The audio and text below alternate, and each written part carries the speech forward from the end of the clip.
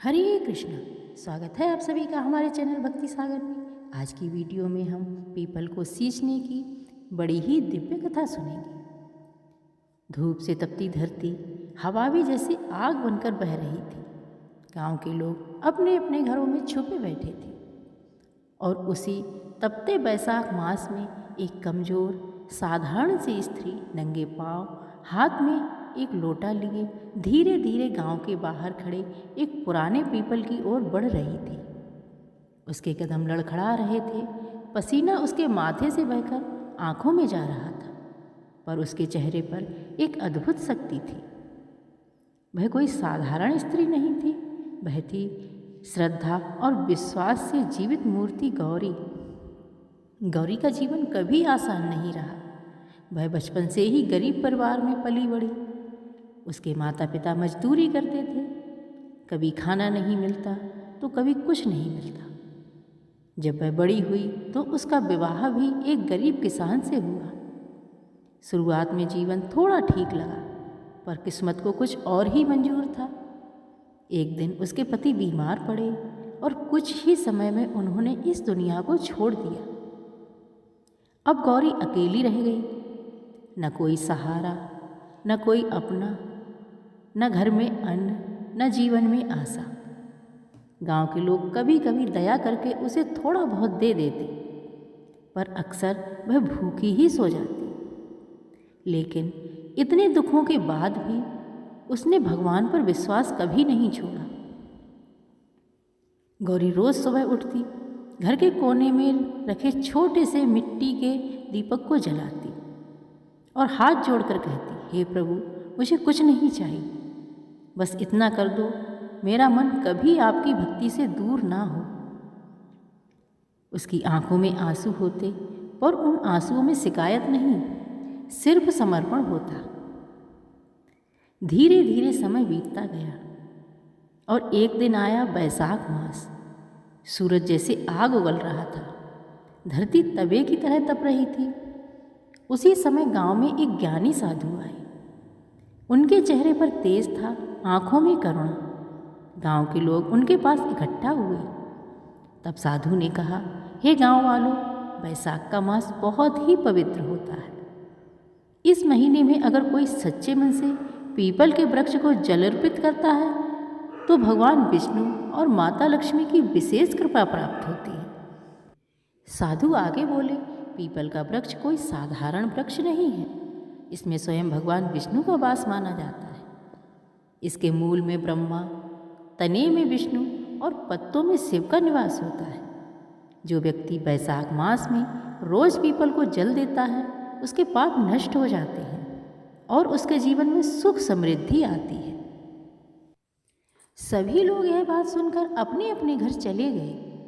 किसी ने इस बात को गंभीरता से नहीं लिया, लेकिन गौरी के मन में एक नई आशा जागी। उसने सोचा, मेरे पास कुछ नहीं है, न धन न भोजन, पर अगर सिर्फ जल चढ़ाने से भगवान प्रसन्न होते हैं तो मैं यह जरूर करूँगी। उस रात कई दिनों बाद गौरी के चेहरे पर हल्की सी मुस्कान आई। अगले दिन सुबह सूरज निकलने से पहले ही गौरी उठ गई। उसने एक पुराना लोटा उठाया और नदी की ओर चल पड़ी। नंगे पांव पत्थरों पर चलते हुए उसके पैरों में चोट लग रही थी, पर उसने परवाह नहीं की।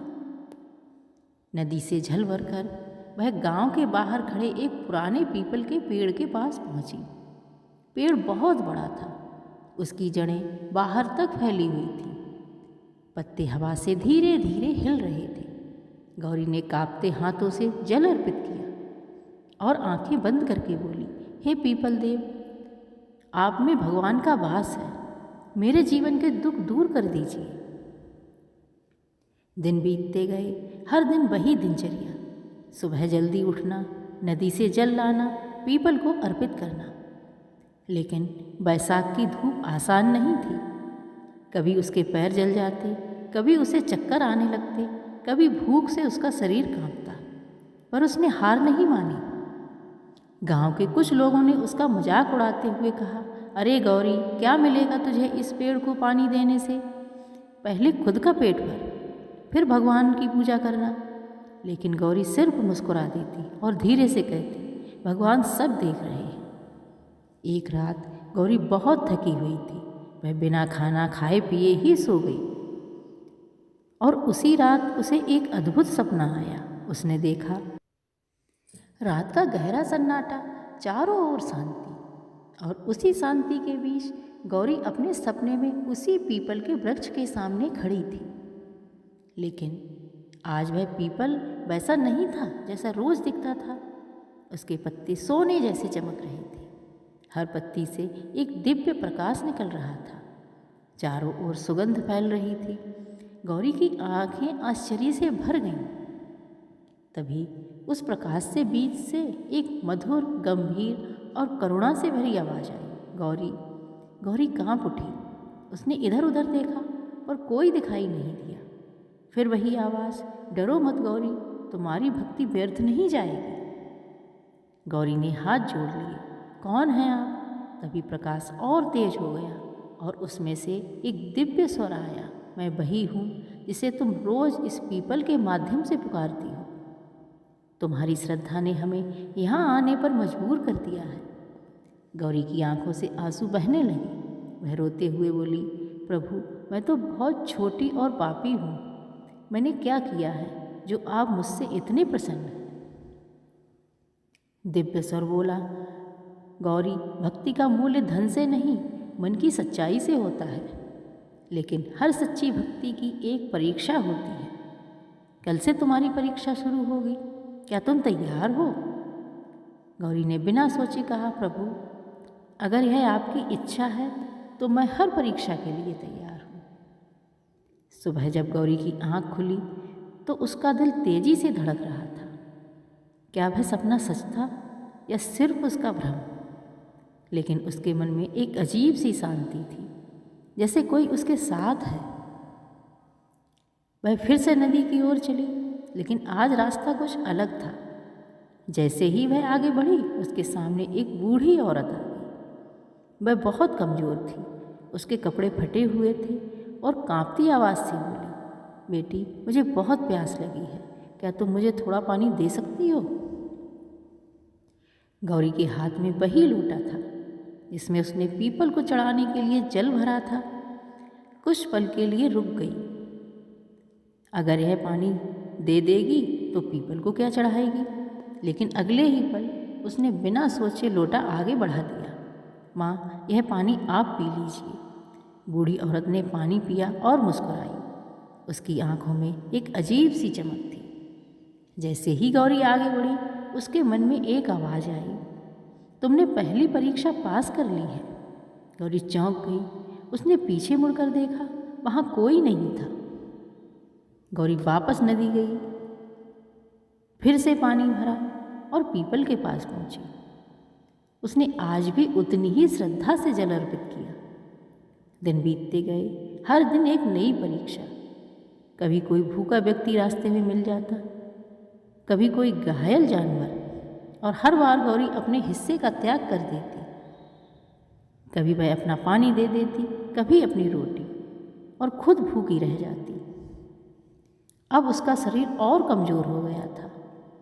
कई बार चलते चलते वह गिर जाती, कई बार आंखों के आगे अंधेरा छा जाता।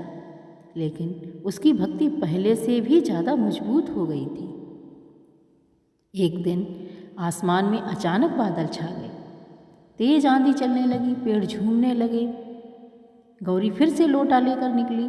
लोगों ने उसे रोका, आज मत जा, बहुत तेज तूफान है। लेकिन गौरी बोली, अगर मैं आज नहीं गई तो मेरी भक्ति अधूरी रह जाएगी। आंधी और बारिश के बीच गौरी किसी तरह पीपल के पेड़ तक पहुंची। उसका शरीर कांप रहा था, हाथों से लोटा छूटने वाला था, लेकिन उसने पूरी ताकत से जल अर्पित किया। और जैसे ही उसने आंखें बंद की, अचानक सब कुछ शांत हो गया।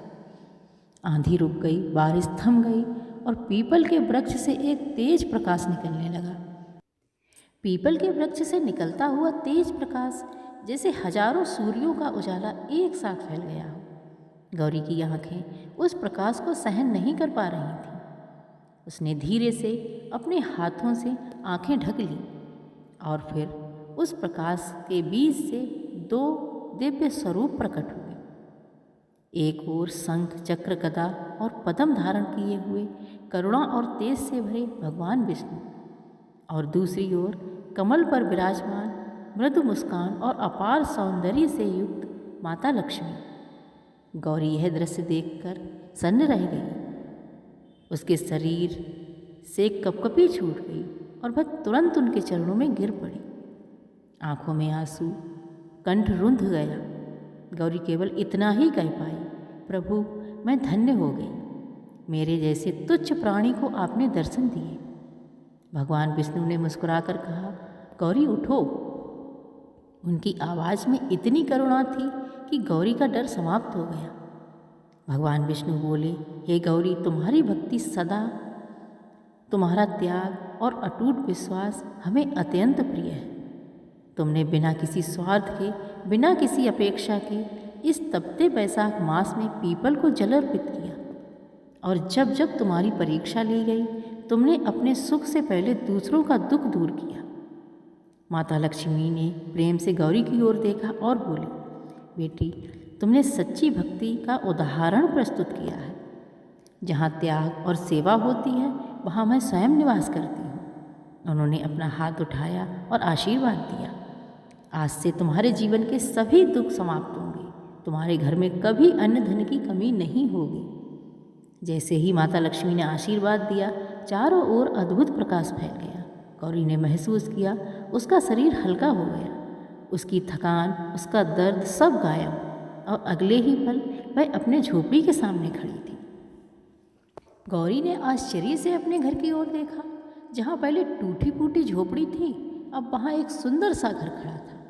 घर के अंदर गई तो देखा अनाज के भंडार भरे हुए थे, चारों ओर खुशहाली थी। उसकी आंखों से आंसू बहने लगे, लेकिन ये आंसू दुख के नहीं, खुशी और कृतज्ञता के थे। जब गांव वालों ने यह देखा तो वे सब हैरान रह गए। उन्होंने गौरी से पूछा, यह सब कैसे हुआ? गौरी ने विनम्रता से पूरी कथा सुनाई। सभी लोग उसकी भक्ति से प्रभावित हुए। उस दिन के बाद पूरे गांव में एक नई परंपरा शुरू हो गई। हर वैशाख मास में लोग श्रद्धा से पीपल के वृक्ष को जल अर्पित करने लगे। यह कथा हमें सिखाती है, सच्ची भक्ति कभी व्यर्थ नहीं जाती। भगवान को पाने के लिए धन नहीं, सच्चा मन चाहिए। दूसरों की सेवा ही सबसे बड़ी पूजा है। पीपल का वृक्ष भगवान विष्णु का स्वरूप है। तो भक्तों, अगर आप भी अपने जीवन में सुख, शांति और समृद्धि चाहते हैं तो इस वैशाख मास में श्रद्धा और विश्वास के साथ पीपल के वृक्ष को जल अर्पित करें। और याद रखें, भगवान को शब्दों से नहीं, दिल से पुकारा जाता है। जय श्री हरि विष्णु, जय माता लक्ष्मी। कथा आप लोगों को अच्छी लगी तो हमारे चैनल को लाइक करें, शेयर करें और सब्सक्राइब करें, ताकि ऐसी ही और धार्मिक कथाएं हम आप लोगों के लिए लेके आते रहें। धन्यवाद।